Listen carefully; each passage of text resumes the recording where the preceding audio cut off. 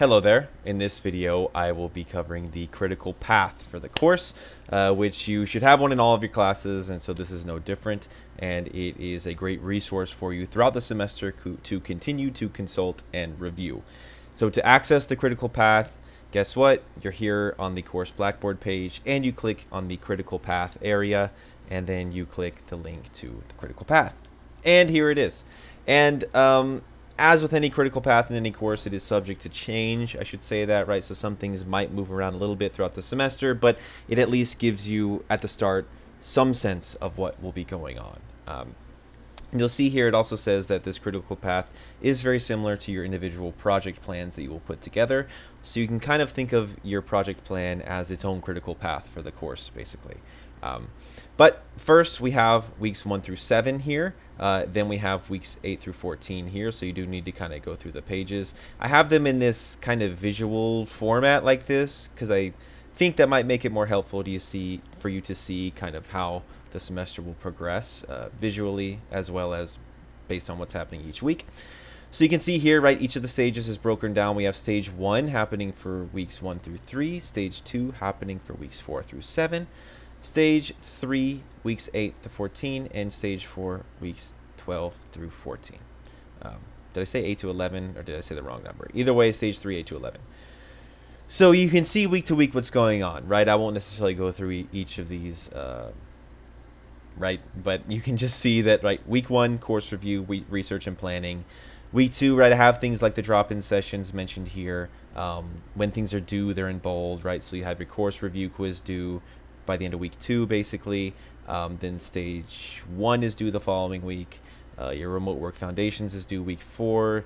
Then you'll see stage 2A is due week 5 and stage 2B is due week 7. So some of the stages are split into multiple submissions.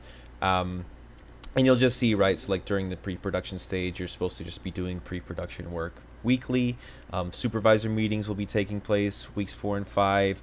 You'll be doing remote team meetings weeks 6 and 7. Again, this is a lot of things being thrown at you right now, but it'll make more sense if you just week to week kind of check this out, see what's happening, see what already happened in the course, what's coming up in the course. And the announcements will keep reiterating this stuff. There's going to be all kinds of ways to ensure you're keeping up on the class as long as you engage with those resources. If you don't look at the announcements, if you don't see when things are due, if you don't look at the critical path, you will fall behind. Okay. And then you can see for weeks 8 through 14, stage 3, you'll be working on production work throughout this time, but there'll be, right, another drop-in session. You have some due dates coming on, supervisor meetings again happening the weeks 10 and 11, and then your stage 4, well, you'll have your professional development activity due. And then your final submission actually comes in week 13, and then week 14 is kind of a little bit of a extra week for you to provide some feedback and stuff like that. So keep that in mind as well. The way that I currently plan to do the due dates is, so say for instance that stage 1 is due at the end of week 3. The way I'm going to treat it this semester is that means it'll be due by the following Monday before 9 a.m. Under the kind of idea that it's like if I was the client and I said, hey, complete it, give it to me by the end of the week, I wouldn't necessarily ideally plan to look at it over the weekend. So by the end of the week could kind of mean just before the start of the next week. So that doesn't mean that you should be up at 2 a.m. on Sunday completing your work to submit it by Monday at 9 a.m. I think that makes sense. But that's there as a buffer. I also do not encourage you to be spending time on the weekend working on this. Ideally, you do it during the week, but that is there as some additional time if you need it. Okay. So I think that pretty much covers the critical path. Like I said, a lot of information, but it's something you'll reference throughout the semester, right? There's 14 weeks here, so I'm trying to throw all 14 weeks at you all at once, so that might seem like a lot, but it will smooth out and make sense as it goes on. Excellent.